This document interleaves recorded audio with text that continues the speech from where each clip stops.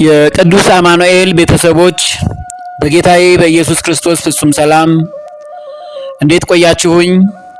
ካለፈው ስለ ድሆች ስንማር ከአቋረጥንበት እንቀጥላለን። ቁጥር 1 ቁጥር 2 አይተናል። የመጨረሻውን ክፍል ቁጥር 3 ነው የምናየው። የትምህርታችን ርዕስ እንጀራህን በውሃ ላይ ጣለው ነው የሚለው። ከብዙ ቀን በኋላ ታገኘዋለህና የሚለው የመጽሐፈ መክብብ ምዕራፍ 11 ቁጥር 1 ትምህርትን ነው የምናየው። ባለፈው ስለ ስጋ በድሆች የተቸገሩትን ወገኖች መርዳት ተገቢ እንደሆነ አይተናል። ረቀቅ ያለውን ደግሞ ድህነትና ረቀቅ ያለውን ምጽዋት እስቲ በአግባቡ እናየው። 1 2 3 4 5 እያለን እስከ 7 እናየዋለን ማለት ነው። በዚህ ትምህርታችን እናጠቃልላለን። መልካም እንጀራህን በውሃ ላይ ጣለው የሚለውን የትምህርታችንን አርዕስት በሌላ መንገድ ልንፈጽመው እንደሚገባንና በሌላው ረቀቅ ያለው ነገር ደግሞ እናየው። አንደኛ በሃይማኖት ክህደት ጠፍተው የቀሩትን ድሆች ወገኖቻችንን ማሰብ ተገቢ ነው። ይህም ታላቅ ምጽዋት ነው። እናንተ የኦርቶዶክስ ተዋሕዶ ልጆች በሃይማኖት ክህደት ምክንያት የጠፉ ወገኖች ድሆች ናቸው። እኒህን ወገኖች በመሳደብ፣ በማሳደድ፣ በማስፈራራት፣ በማስደንገጥ ሳይሆን እስከ መጨረሻው ድረስ እንደ ሃይማኖት ልዩነታቸው በጎውን ምጽዋትና መጽሐፍ ቅዱሳዊ ትምህርትን በማድረግ እግዚአብሔርን የሚያውቁበትን ነገር ማድረግ ከኛ ይጠበቅብናል። አንዱ ይሄ ነው። ማሳደድ ሃይማኖቱ ሌላ ስለሆነ መሳደብ፣ ማዋረድ ክርስቲያናዊ ስነ ምግባር አይደለም። ተጠንቀቁ። ይሄ ታላቅ ምጽዋት ነው። ማንም ሰው እንዲጠፋበት እግዚአብሔር አይፈልግም። እንደቆመ የሚመስለው እንዳይወድቅ ይጠንቀቅ። የእኛን መጨረሻ ሳናውቅ በሌሎች ክደዋል በምንላቸው ሰዎች ምክንያት ከነሱ ፊት ቀድመን እኛ እንዳንገኝ። እጅግ ቀኖች ክፉዎች ናቸውና ዘመኑን ዋጁ። ስለዚህ በሰው እንዳትፈርዱ። ስለዚህ ምጽዋት ነው በጎ ነገር ማድረግ፣ የጠፉትን ማዳን። ሁለተኛው በምግባር ድሆች የሆኑ ወገኖቻችንን ለምሳሌ ጣዖት የሚያመልኩትን ከባዕድ አምልኮ ነፃ እንዲሆኑ ማስተማር ተገቢ ነው። በትህትና በየጎረቤታቸው ያሉትን ይቺ እኮ ጣዖት አምላኪ ናት፣ ይህ እኮ ጣዖት አምላኪ ነው ብሎ በመፍረድና በመንቀፍ ሳይሆን በጥበብ ይህ ተገቢ አይደለም ብሎ ማስተማር። ሌሊትና ቀን የሚያመነዝሩትን ሕይወታቸው እጅግ ተበላሽቷልና ከዚህ ሕይወት እንዲወጡና ስራቸው ተግባራቸው እንደ ሌሎቹ ቤተሰቦቻቸው እንዲሆኑ የማድረግ ምክርን። ይሄ ከባድ ምጽዋት ነው። የሰዎችን ሀብት የሚዘርፉትን ወገኖችን ስርቆት ውሸት ነው።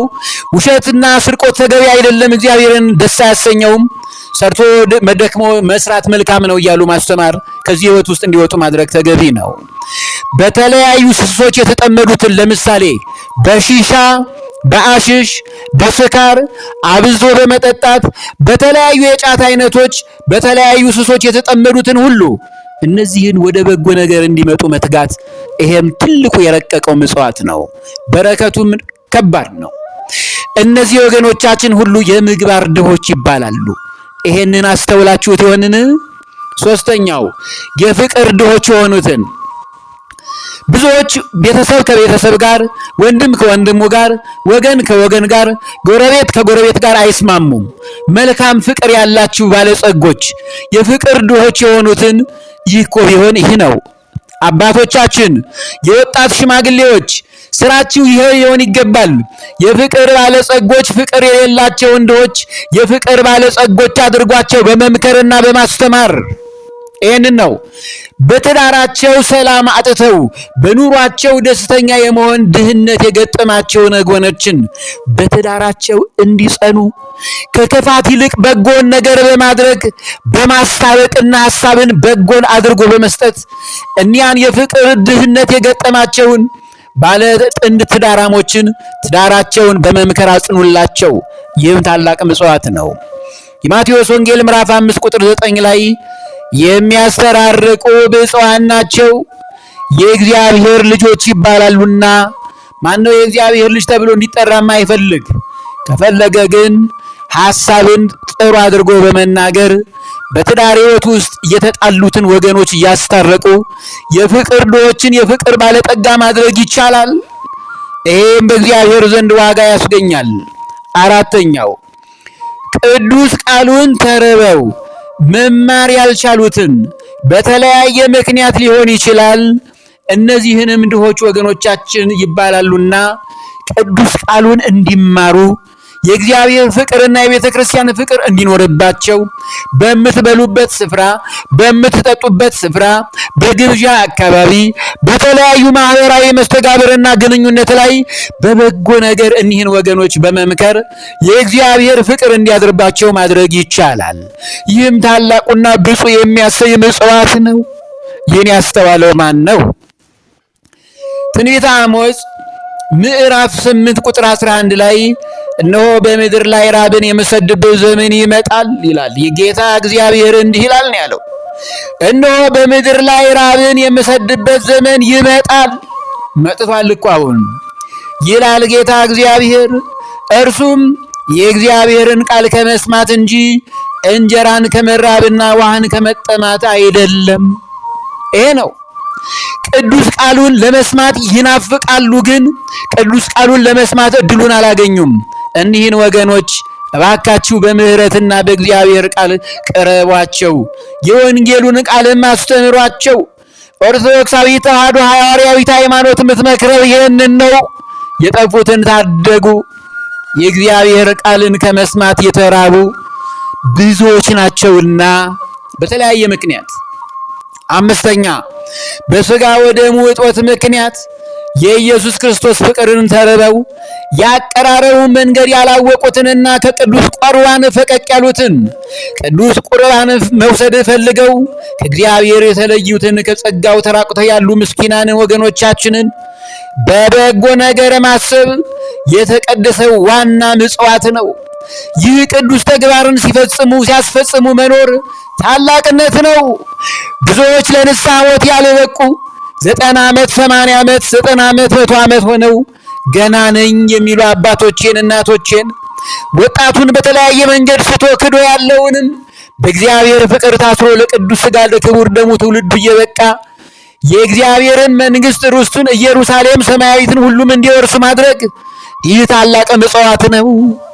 ዮሐንስ ራእይ ምዕራፍ 1 ቁጥር 6 ላይ ክርስቶስ ምን አለ? ለተጠማ ከሕይወት ውሃ ምንጭ እንዲያው እሰጠዋለሁ። እርሱ በቀራንዮ በራስ ቅል ስፍራ ራሱን እንደ ብራና ቆዳ ወጥሮ ተሰቅሎ ተቸንክሮ ያፈሰሰውን ቅዱስ ሥጋውን የቆረሰውን ቅዱስ ደሙን ያፈሰሰውን ቅዱስ ደሙን ክቡር ደሙን የቆረሰውን ቅዱስ ሥጋውን እንዲበሉ እንዲጠጡ እንዳናደርጋቸው እግዚአብሔር በዚህ ደስ ይለዋል። በነፃ የሚሰጠውን የሕይወት ምግብ ብዙ ክርስቲያኖች አልወሰዱምና ለዚህም ክብር እንዲበቁ ማድረግ ቅድስና ያለው ምጽዋት ነው። ስድስተኛው በሀገራችን ኢትዮጵያ ክፍለ ሀገር በተለያዩ ከተሞች በገጠሪቱ ክፍል የሚገኙ አስተዋሽ ያጡ አብያተ ክርስቲያናትን፣ ገዳማትን፣ መገልገያ ንዋያተ ቅድሳትን ሳይሟሉላቸው ለምሳሌ ጧፍ፣ ዕጣን፣ ሻማ፣ አልባሳት ወዘተ በማጣታቸው ምክንያት አገልግሎታቸው የተቋረጡ አብያተ ክርስቲያናትን መጎብኘትና የጎደላቸውን ማሟላት፣ ይህም ከተቀደሱ የምጽዋት ተርታ ይመደባል። እንዲህ የምታደርጉ ክርስቲያኖች እንዳላችሁ እናውቃለን። ይህንን ነገር እጥፍ አድርጋችሁ አብዙት፣ ትልቅ ምጽዋት ነውና እግዚአብሔር ሲመሰገን የምስጋናው በረከት እንዳይቋረጥ ለእናንተም ጸጋው እንዲበዛላችሁ ያደርጋልና ይሄ ነው። ሌላው የገጠሪቱ አብያተ ክርስቲያናት አገልጋዮችን ለምሳሌ ቀሳውስቱን፣ ዲያቆናቱን፣ የአብነት መምህራንን፣ መነኮሳያቱን፣ የአብነት ተማሪዎችን፣ ባህታውያኑን፣ መናንያኑን፣ ቅዱስ ቃሉን የሚያስተምሩ መምህራንን፣ የአብነት መምህራንን፣ ተማሪዎችን፣ ሰባክያነ ወንጌልን በተለያየ መንገድ የጎደላቸውን ማገዝና መርዳት ከምጽዋዕትም በላይ እንዲህ አይነቱን ቅዱስ ተግባር እንድንፈጽም ውዴታም ግዴታም አለብን። ይህን ስንቶቻችሁ ታውቃላችሁ? ይህም ታላቁ ምጽዋት ነው። አገልጋዮች የተባሉትን ሁሉ ተስፋ በመቁረጥ ተበታትነው የቀሩትንም ጨምሮ በባይታቸው ተረጋግተው እንዲጸኑ ማድረግና ተገቢውን ድጎማ ማከናወን የተመረጠው በጎ አድራጎት ነው። ክርስቲያኖች በጎ ለማድረግ ቅድስት ቤተ ክርስቲያንን የጎደላትን በራስ ተነሳሽነት በማሟላት ይህም የረቀቀው የቅድስና ምጽዋት ነው። ቅዱስ ጳውሎስ ምን አለ? እንዲህ መሰሉ ምጽዋት እንደ ሰማዕታት በተጋድሎ የሚያከናውኑት የጽድቅ መንገድ ነው። ይህንንም ቅዱስ ተግባራት ተሽቀዳድመን መፈጸም እንደሚገባን ሐዋርያው ቅዱስ ጳውሎስ በመልእክቱ እንዲህ ሲል ጽፎልናል። አንደኛ ቆሮንቶስ ምዕራፍ 9 ቁጥር 24 እስከ 25 ላይ በእሽቅድድም ስፍራ የሚሮጡት ሁሉ እንዲሮጡ፣ ነገር ግን አንዱ ብቻ ዋጋውን እንዲቀበል አታውቁምን? እንዲሁም ታገኙ ዘንድ ሩጡ። የሚታገልም ሁሉ በነገር ሁሉ ሰውነቱን ይገዛል፣ እነዚያም የሚጠፋውን አክሊል ሊያገኙ ነው። እኛ ግን የማይጠፋውን አክሊል እንድናገኝ እንትጋ። የማይጠፋው አክሊል የረቀቀውንም በሥጋ የሚታየውንም ምጽዋት በማድረግ ድሆችን በማሰብ የፍቅር የሃይማኖት ድህነት የገጠማቸውን ሁሉ በባለጸግነት እንዲቀየሩ መመጽወት፣ ይህ ደግሞ ለዘላለም የሚገኝ ሽልማት ነው። ይህንን ነው ቅዱስ ጳውሎስ የነገረን። እንሩጥ፣ ታገኙ ዘንድ ሩጡ ነው ያለው። ሩጡ ሲል በሥጋ እንድትሮጡ አይደለም፣ ተገቢውን በጎ ነገር በማድረግ ጽኑ፣ ታገሉ፣ በርቱ፣ ታተሩ ነው። የሚታገልም ሁሉ በነገር ሁሉ ሰውነቱን ይገዛል፣ እነዚያም የሚጠፋውን አክሊል ሊያገኙ ነው፣ እኛ ግን የማይጠፋውን አለ ቅዱስ ጳውሎስ። ይሄ ነው። ሰባተኛው በመተተኞችና በተበታቢዎች፣ በአስማተኞችና በጠንቋዮች፣ በስራይ አድራጊዎችን አጋንንትን በሚጎትቱ የሰውን አእምሮ እያሳቱ የሚሰልቡ ሰላቢዎች፣ ሟርተኞች፣ ሕሊናቸው ታስሮ በጉስቁልና ኑሮ ሕይወታቸውን የሚገፉ በእነዚህ ግፈኞች አይደለምን? በጸበል ስፍራ ያሉትን አሳዛኝ ወገኖቻችንን እኒህም በጤና መታወክ ችግር ላይ ያሉ ናቸውና ዕለት ዕለት እኒህን ወገኖች የሚያጽናኑ ንዑዳን ክቡራን ናቸው። ንዑዳት ክቡራት ናቸውና ደስ ይበላችሁ።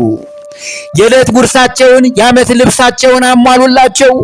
አስተውላችሁ ንጽህናቸውን ሳትጠየፏቸው ጠብቁላቸው። ንጽህና መጠበቂያንም የሚገባውን ነገር አድርጉላቸው። ይህን በማድረጋችሁ እግዚአብሔር ደስ ይለዋል። የልቦናችሁን ምኞትና መሻት እግዚአብሔር ይፈጽምላችኋል። እውነተኛ መልእክቱ ይህ ነው።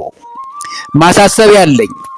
የእግዚአብሔር ቤተሰቦች ሆይ እንደ እግዚአብሔር ቅዱስ ፈቃድ በሚቀጥለው የትምህርታችን ክፍለ ጊዜ የምንማማርበት የትምህርታችን ርዕስ የዮሐንስ ራእይ እና 666 በሚል ታላቅ ትምህርት ይሰጣል።